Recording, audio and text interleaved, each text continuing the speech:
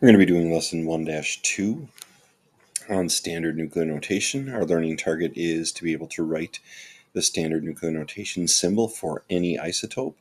I'll know I'm successful when I correctly complete the nuclear notation practice on page 6. Okay, a little recap for us. You can follow along in your notes in your packet. Atoms are made up of protons, neutrons, and electrons. Protons and neutrons are located in the nucleus of the atom, while protons are positively charged. Neutrons are neutral, meaning they have no charge, and electrons are located outside of the nucleus and are negatively charged.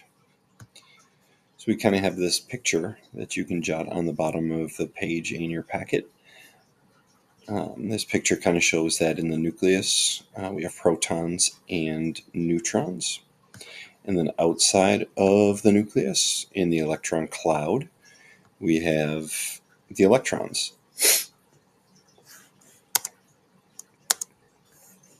When it comes to the electrons, those are responsible for the chemical properties of an element. The protons and neutrons make up the mass of an atom and are responsible for the stability of the atom. And in terms of size, the electron cloud is 1 times 10 to the 5th times larger than the nucleus. That's 100,000 times larger than the nucleus.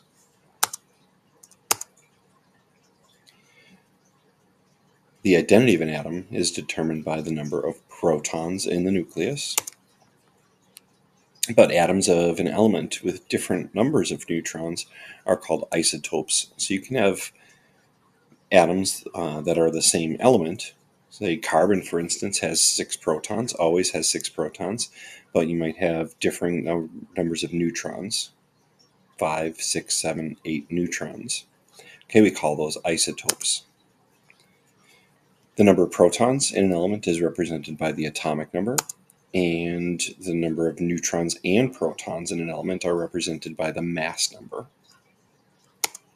So we can use standard nuclear notation to represent any isotope that exists. And it follows this format, where we have the element here, the symbol for the element, and then above that we have the mass number, all right, represented by the letter A, and the atomic number represented by the letter Z. So this is the standard format for nuclear notation. If we look at an example of that, we could write the symbol for an atom that has an atomic number of 9 and a mass number of 19. So we would need to reference a periodic table for this one. The atomic number of 9 tells us the number of protons. The mass number tells us protons plus neutrons. So if I look on our periodic table, I see the atomic number of 9 is fluorine, the element, and is represented by the symbol F. That atomic number 9 is written down here, and 19 as the mass number is written above here.